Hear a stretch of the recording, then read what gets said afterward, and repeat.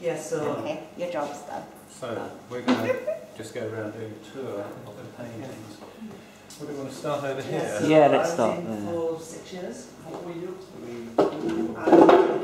Well, I mean, I was a dyslexic telecommunications operator. basically, I've been painting in the same way, more or less, for a couple of decades.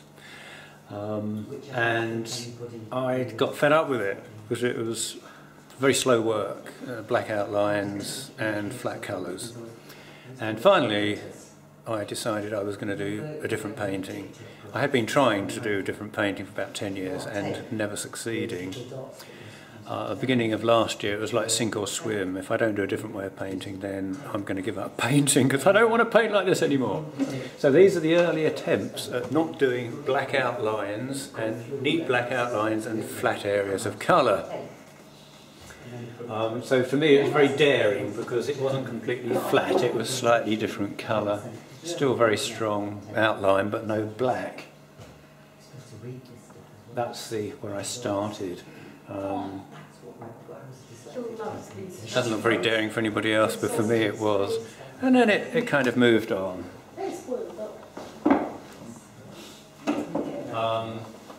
The black outlines did actually came back into the painting but they weren't done first, they were put on second and they weren't so neat, and obviously there is a bit of variety in the colour. I was still very much feeling my way bit by bit. Oh, do I dare do this? Is it going to work for me? Is it going to be a genuine expression? I don't just want to do something theoretical that doesn't have a real emotional and visual justification for it. And there were what I call mistakes, which is when I have an idea of doing something, but it turns out differently, or I get kind of trapped into doing something, I get led into doing it. So this was what I call a mistake. I don't know, how did that happen? How did that painting happen? I'm not sure. This was one I really liked. I thought, when I'd done this, I thought, oh, now I've cracked it, that's how I'm going to do it. Because it's got rid of the black lines, it's got a varied colour, and for me it's got a real atmosphere, and the content, the emotion, the atmosphere of the painting is always important. I thought, yes, I've achieved it here. Well, I subsequently realised I hadn't, but even so I'm still really fond of that painting. It's one of my favourites, and it's kind of poetic, and it's like a dream. It reminds me of being in a dream world. It makes me feel kind of funny when I look at it, so it's still one of my favourites even though I've moved on. Right, let's progress along a little bit more. They're not exactly chronological, these paintings.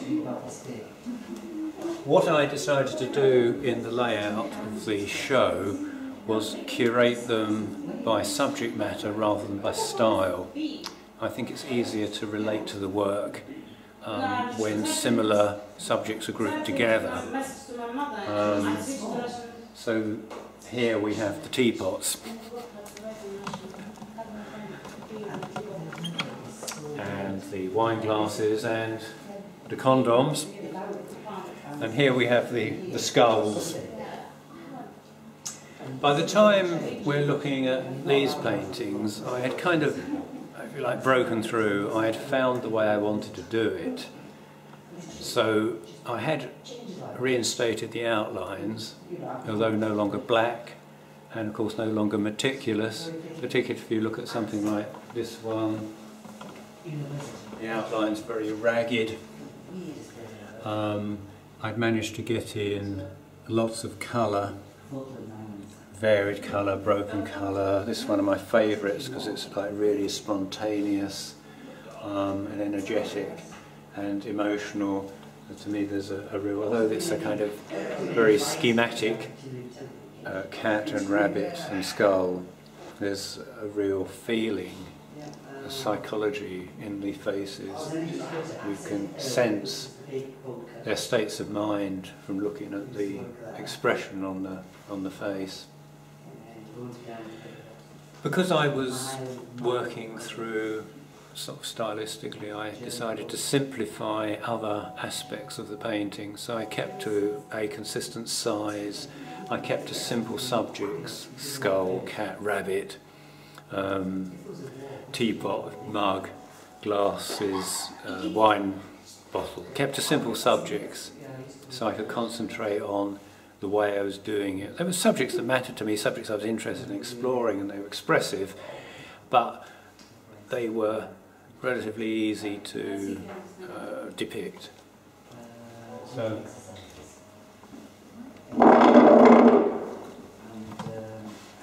this wall is, it's quite interesting because it covers a spread in time. So the one down the bottom right, which is this one, is relatively early in the last 18 months of work.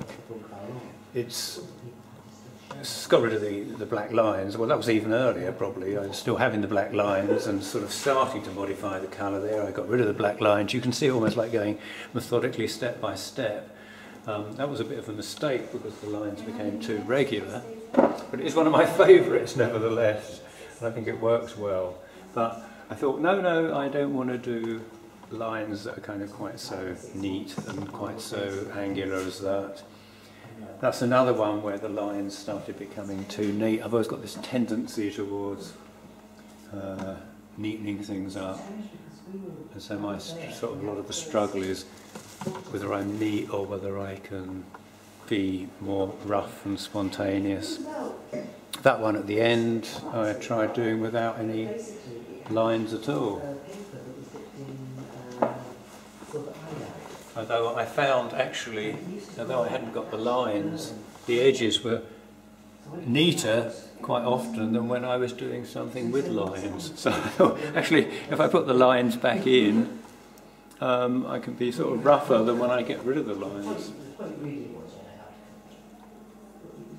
So there's kind of different ways of approaching it. There's more patches, whereas that's obviously more roughly blended in. And this one's a really good example. I think by the time I'd done this one, I knew exactly what I was doing, exactly what I wanted to do. So that came out really quickly, really spontaneously. I was happy with all elements of this. I was happy with the different colours, I was happy with the painting, with the lines. I was kind of on a roll by this time. Yeah, that's what I want to do. Whereas slightly before, that wasn't quite what I wanted to do, because it's the areas are too defined. It's like patches rather than kind of blended in. Now let's proceed around the corner. So as I say, this show as a whole was curated. If we look around the whole room, you can see that there's different areas relating to different subjects. And I wanted people to be able to go to the next area of the show and be surprised. Well, the next area of the show, we had skulls there. Now we've got what you might call masks. And what I said previously about the style, the way of painting, applies very much here. That sort of ended up becoming too neat and too patchy, although I like it as a painting. But it's not what I was going to carry on with. Whereas this is one of my favourites. I feel kind of a bit haunted when I look at this painting. It's almost like the people are merging into the cosmos. They're human beings, but the feeling of a bigger kind of consciousness, a feeling of like universal energy, if you like, permeates them. They've gone beyond the individual self, and they've become aware of much bigger energies than them, so they're not dissolving entirely, but some of them has dissolved in that bigger feeling or experience of life. So that's why I really like it. And that's one of my favourites, and it always makes me feel very sad when I look at it. That does relate to what I was feeling when I did it, but sad in a kind of good way, in a human way, as opposed to feeling superficially happy but not really satisfied, like looking at an advert which makes you feel excited and kind of intrigued and like almost like happy slappy, you know, buy this car, buy this coffee, get this washing machine or this washing powder, and somehow that's meant to bring you some kind of happiness, and of course it's just an object. That gives me more satisfaction. Although there's a sadness, it gives me a feeling of humanity, of genuine emotion. So the surprise really, I suppose, coming round to this area is that the paintings get bigger. So instead of being like 30 by 24 inches, they're now 3 by 4 foot. So that was my next step in my sort of personal painting renaissance, was to go to a bigger size. Still continuing some of the same subjects, exploring all the time. I mean, I can't stop having a slightly different idea to the one I think I'm going to have. So there it became a bit angular. There the colours became a bit deeper. There I suddenly found I was having a completely different effect in the background to the others, or the face was different. It was kind of lit up, and Joe Machine said it was creepy and he wouldn't like to wake up with that in front of him. I don't exactly find it creepy, but I do find it kind of slightly dramatic and kind of haunting. I suppose when I look at that, I get a feeling of someone facing destiny somehow. Someone standing up against the forces of life, of pressures, a kind of sense of themselves as a human being with much bigger forces of nature or history surrounding them, but having to assert their willpower to exist in those forces that are bigger than them. That's the kind of feelings I get from it. I just did it I work intuitively. I don't kind of think, oh, this is my program for that. It's like, this is what has to come out. This is what I'm experiencing. And I think the artist comes first, and the art comes second, comes out of the artist. If the art comes first, then you're likely to be working just in style or in some kind of school. So basically it's academic. And I think for Stuckist artists, the thing is that their life is the engagement, which is their reality, which is the thing that generates the work, and that's why it's strong work. So we get bigger. And I decided that also that one thing I was exploring was kind of more images going on. And for me, you have to interpret the paintings. It's not a specific thing. It's not that the fish symbolises something specific, or the cat symbolises necessarily something specific. It's you have to interpret it yourself. I mean, I know what this means to me. It's a relationship between a man and a woman. She's more kind of a bit more cut off, a bit more introverted. He's trying to make contact, but perhaps he doesn't understand some of the subtleties in the woman. To me, these are the things that are going on in her head, but you might interpret it completely differently and that be just as valid. And this thing is almost like the communication that he's trying to make to the woman, to reach out a little bit. That's how I see it.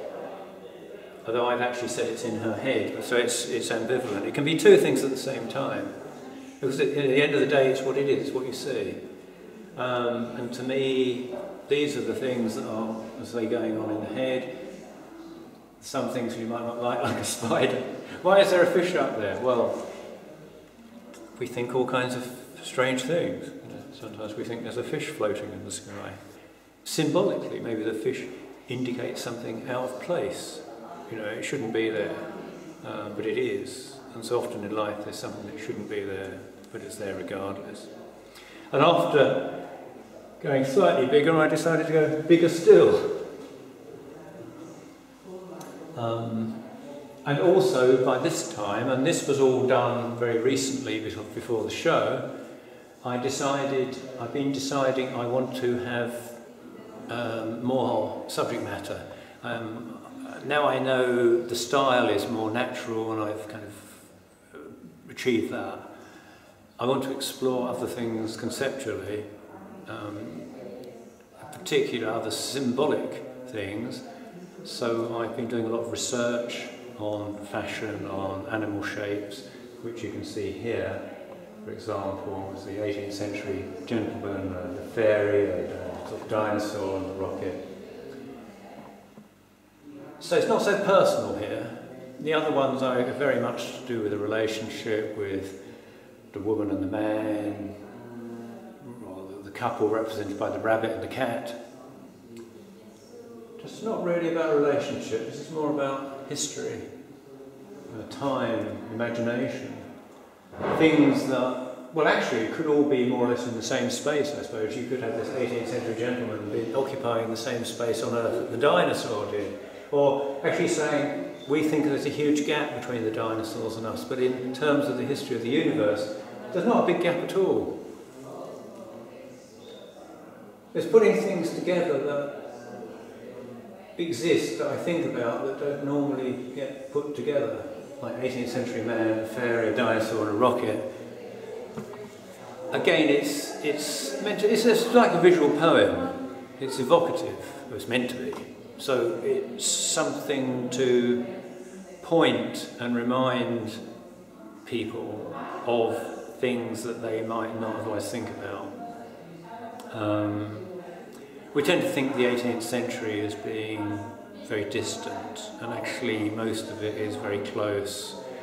Most of what went on there we could relate to very easily. You know, people going in coffee houses, people having relationships, urban areas, social manners. A lot of these things very close to us. I mean, the clothes aren't that different. You know, they've got buttons down there. They've got shoes, like not that dissimilar to our shoes. Their way of thinking is not that dissimilar, compared with, for example, Vikings, or even a lot of the thinking of Romans. So it's all relative. I mean, you could say the 60s is a big gap from us. So everything is how you interpret it. You could say something's in the past is a long way away, or actually you can find similarities and say it's not that far away. Well, that's up to people, but I'm just saying, look, let's have a look at the 18th century dinosaur and a completely imaginary aspect of life, if you like, the fairy. Well, it could be imaginary, it could actually be real, in the sense that when I was a child, being a fairy on top of the Christmas tree, well, it was actually a real fairy. I mean, it was a doll, obviously, but it was really there. So whether you think that's actually a doll, or whether you think it's in the imagination, or whether you think fairies are some kind of nature spirit that exists, that's up to you. I suppose you couldn't go that much further in time than a rocket and a dinosaur in terms of life on Earth. I mean, I just like looking at it, and I like thinking about what's going on. But that's only part of it, because it works visually. Well, it has to work visually, you know. Otherwise, I could just the ideas I'm just coming up with are interpretations. They're not exact equivalents to the painting, because the painting is the message, and you might interpret something completely different. That doesn't matter, because symbols evoke associations, they evoke thoughts, and there's something else in a painting, is the way it's done, the colours. It's all representative of something, but often something which we can't even put into words. So why is a Rembrandt painting of an old man good, whereas somebody else's painting of an old man may be very similar, but just doesn't have the same presence, the same meaning, doesn't evoke the same things? What's the difference? I mean, there's a kind of magic in art when it's done well. So here I'm again moving on subjects, including which I didn't have before. And again, it's up to people. I was talking to somebody earlier about that, and I said, well, sometimes we act in a way which is kind of like medieval. You know, sometimes we might act in the same way that somebody might have acted in Edwardian times or something. But that's only part of it. You can I like it. I mean, basically, at the end of the day, I like that image. I feel it's satisfying. I don't entirely know what it means, but it's like a dream image which has a reality and works, even though you don't necessarily understand what that dream image is. And I think that's what art is. It's, if I could put it in words, then I'd write an essay. Or I'd write a poem, and I used to write poems. And then people would explain to me, sometimes I did poetry classes and people would explain their poem to me. And I say, look, if you need to explain the poem, you haven't written the poem, but the poem should explain itself. So I'm talking about these paintings, but I have every faith in them explaining themselves. I'm just sort of giving a few pointers because basically we're making a video and you have to say something. And it's helpful, you know, it can be helpful to kind of clue people in, but like the painting is the thing that communicates itself. And those two as well. I mean, I'm working much bigger here. Hey, it's bigger than me. So it's a bit of a monumental painting, this. I doubt if anybody's going to carry it home on the tube or something. I don't normally work this size, but the show itself, or this size for that matter, these are 6-foot paintings, this is 10 foot, but the show has stimulated doing these because the space was here and I thought it would be good to be able to display them. So the last area, again I wanted something different, and this is almost a portrait of a woman, this space. It starts off with a woman. It's kind of more domestic, it's more intimate, you've got like teddy bears, a toy cat. Got kind of sensitive, dreamy images, domesticity. You know, there's. I was going to say there's no skulls here. Well, there is just a little one. Just a little one. This isn't the skull area. This is more the umbrella area. I'm fond of umbrellas, I don't know why, but I think the interesting thing is people walk along with this canopy over them. There's even the kind of a man with a big erection, he's still got his umbrella. So whether these are anything to do with each other, umbrellas, and I suppose you do erect an umbrella as well. But I suppose there is an element of humour in the work, I can't deny that, because it's a bit daft, there's this fish flying through the air.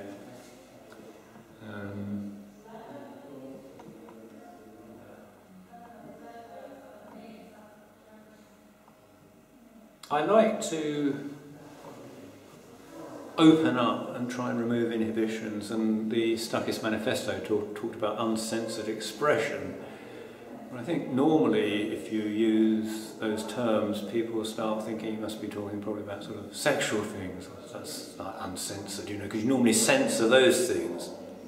And in fact there's an awful lot of things we censor, which we disapprove of.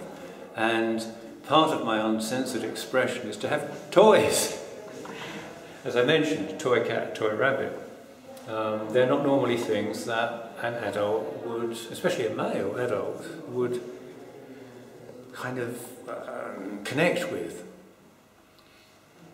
I must admit this did happen through a relationship with a young lady who had toy cats, and this became these toy cats that she gave voices to became part of my life as they start attaining a reality of their own. I thought this was a very interesting experience and something which was kind of new to me, at least since childhood.